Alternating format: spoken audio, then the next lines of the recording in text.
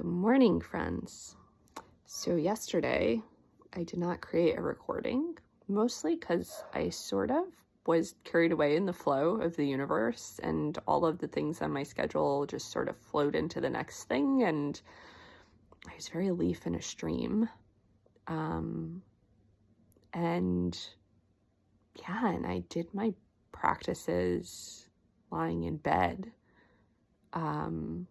Where normally I would make these videos upon completing my practices. Instead, yesterday I had kind of more of a slow start, which is sort of a luxurious experience in its own right. And the reason my start was a little slow is because the kids have been a bit sniffly, and in the interest of preserving some energy as a parent team, I told my husband to go sleep on his own and that I would man the kids for the night to try to optimize the amount of sleep everyone would get, because when the kids are sick, it drains a lot from all of us, and sometimes tag teaming is the way to go, so we can support each other. And so last night, the kids ended up in our bed again because when they don't feel good, they want cuddles and sniffle for their sniffles. And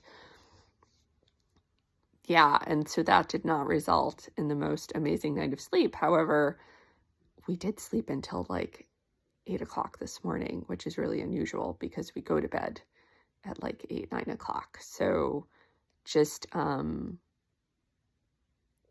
beauty of not having to be anywhere, right?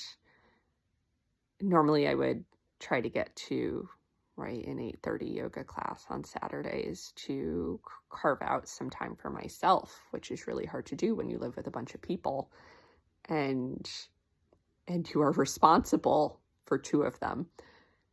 So just kind of savoring that experience this morning of not having to be anywhere, and that self-care this morning looked like snuggling in my cozy bed and doing my practices there and sitting with myself there. And it's interesting because sometimes when my fire and my air get a little imbalanced, more so the fire imbalanced, because I have air, my fire imbalance tends to be self-judgment and criticism, which is this really interesting combination. I feel like I need to do all of my practices to get into my heart. And what I noticed yesterday and this morning is, although there are some practices that I just do before I do anything else, I didn't need to drop into my heart this morning to get into my heart because I just woke up there. And perhaps that's because I've been dropping into my heart every day as part of my practices for months, right? And there's this idea in yoga, especially in Kundalini yoga, that if you do something for 40 days, it starts to wire into your system. And if you do it for multiple months, the more you're doing it, the more you just embody it and it becomes part of you. And it's these ideas of doing specific kriyas and doing specific practices to get you to where you want to be and how you want to be feeling. And so what's funny is the last client I coached, who is this beautiful, bright, shiny soul, was doing hours of practices in the morning, and she also has a lot of air, and then she was finding it really hard to get other things done. And this is what happens when you combine air and fire, right? We don't want to do anything a little bit. We want to do it to the nth degree, because if some is good, then a lot is great. And the fire can be really results oriented, right? So I'm going to do my practices and they're going to make me feel good.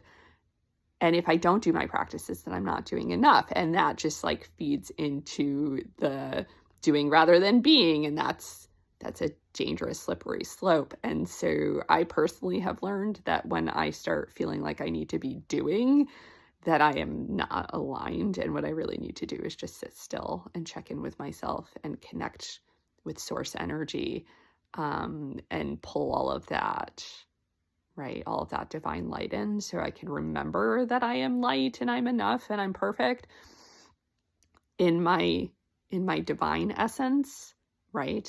Not perfect in general, but like that divine little piece of me is perfect. And so the beauty about being interested in healing and working with clients is that typically the work you are doing with clients is the work you need, right? So it's sort of like parenting, right? You parent yourself while you parent your children.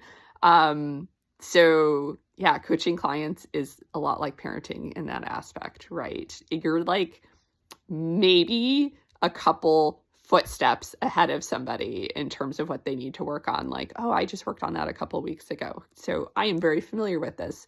Or it's stuff that you've been working on, but working on it with somebody else helps make it really clear for you, because maybe they're doing it at a higher degree than you, right? Like the rigidity is the same, but the amount that they're doing it is more. And so I've been having these conversations with this client that, right, like you have been doing these practices for months, right? Like if you've been doing Sahibi Kriya for like 9 months, like that Kriya is part of you.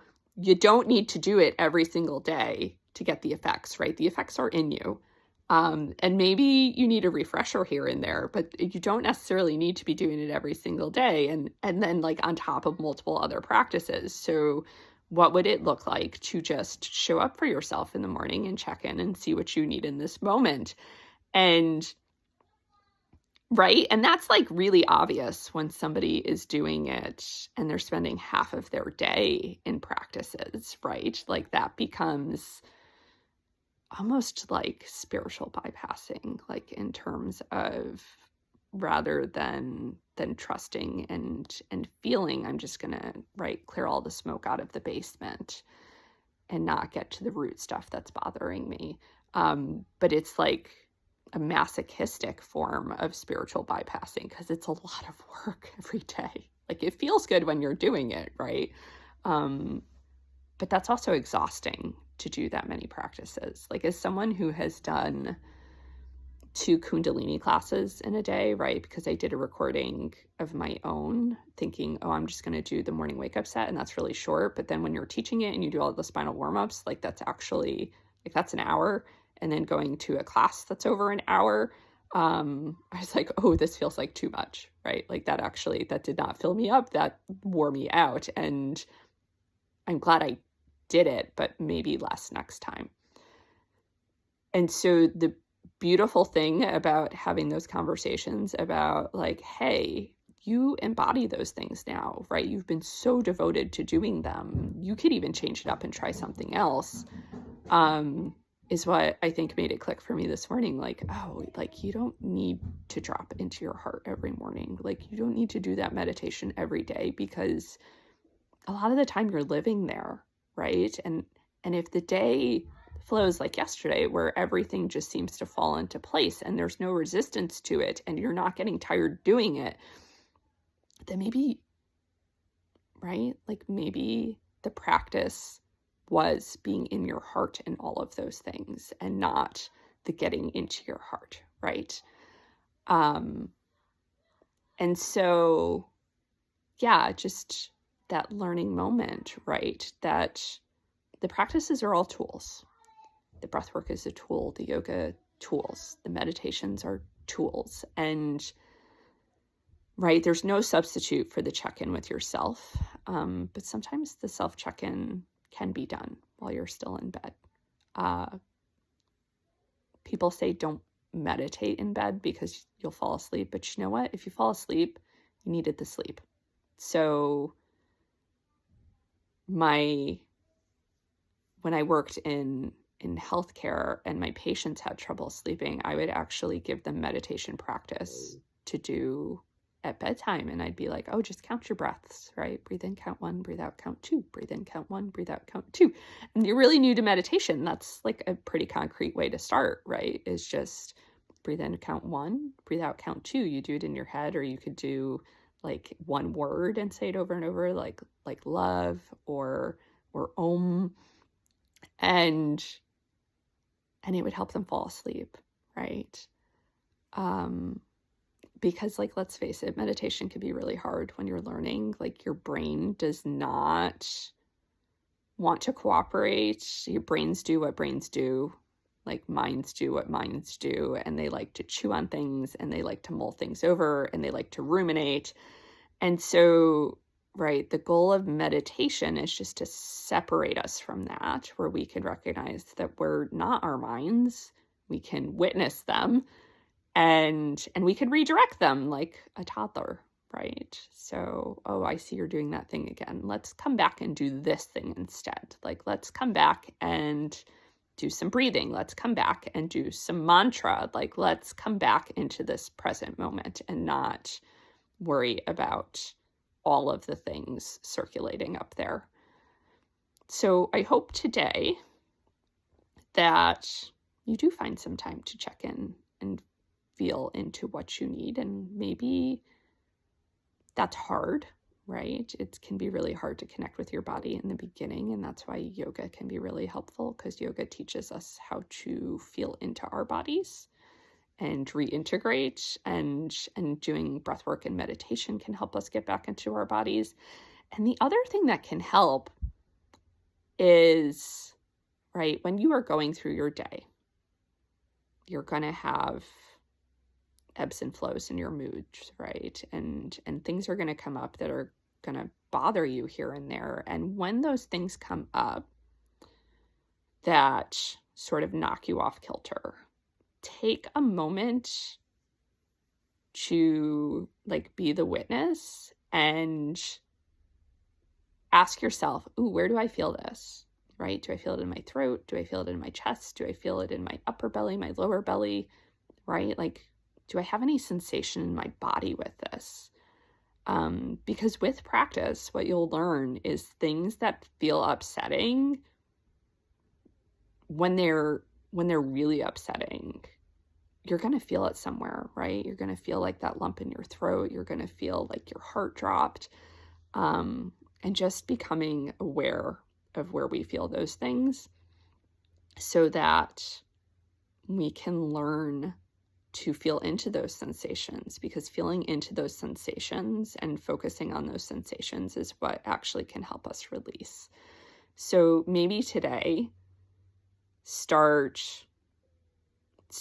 spending a little time checking in with yourself and feeling into, like, even if you set a timer for 30 seconds or a minute or 3 minutes, right? 3 minutes is actually a lot of time to try to stay in an awareness state, and to expect that you'll get distracted, because that is what happens. And even with years and years of experience, I still, if I am not rested, or if my basic needs are not taken care of, it can be really hard to focus in meditation and to connect.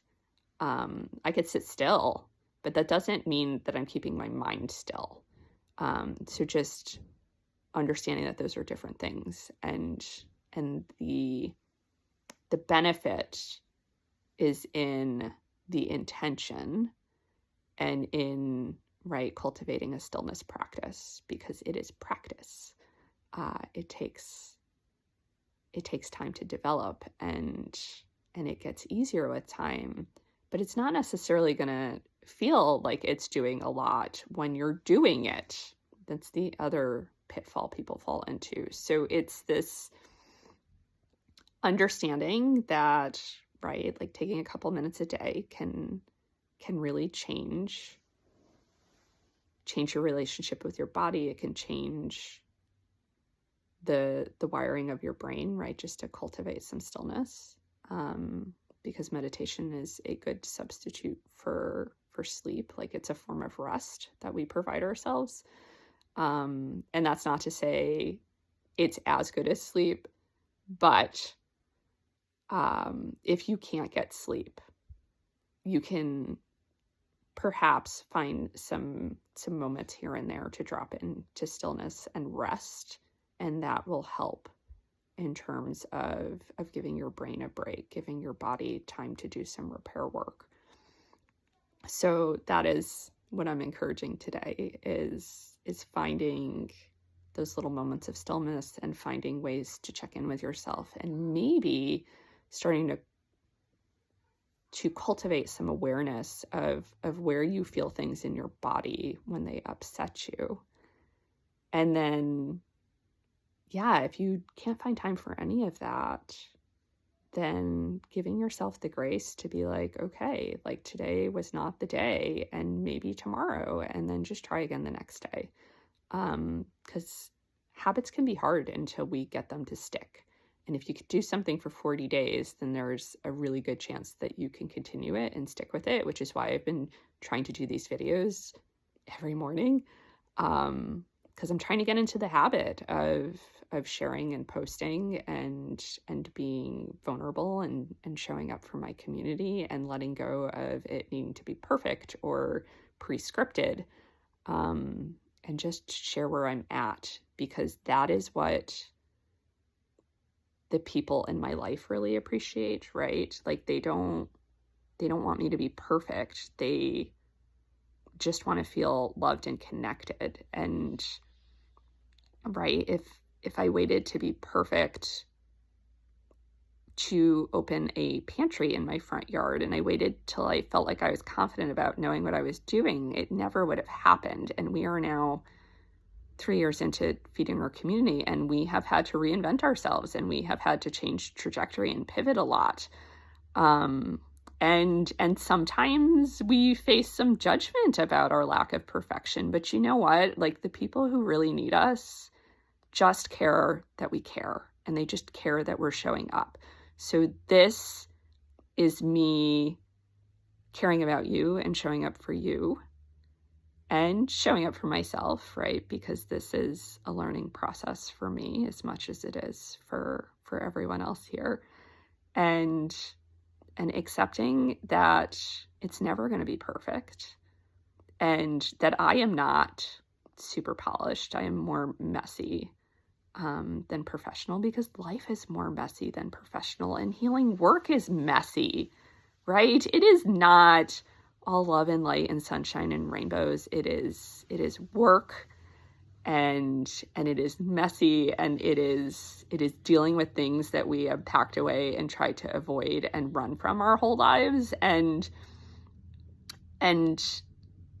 I say that not to scare anyone away, but to say that having somebody to hold you in a loving container, and really sit with you in it, and not be afraid, and to have walked that path, that is what makes the difference. And that is what I'm here to do, right? So when you are ready to do that work, I am not afraid to walk that path with you, and I will go into every scary nook and cranny, and I will sit in the grief and in the fear, and I will hold you in it and hold you in that loving place until it lets go, and you can experience the lightness and freedom on the other side. So if you're not ready to go there, that's fine. I'm still here, and I'm sending you love, right? It is never an expectation or an obligation. It is always an offer. And right. And I wish all good things for you wherever you're at on your path. So wishing you all an amazing day. And if it's not amazing, I hope you remember that you are loved even when you can't feel it, and that divine assistance is always there and ready. You just have to ask for the help. Have an amazing day.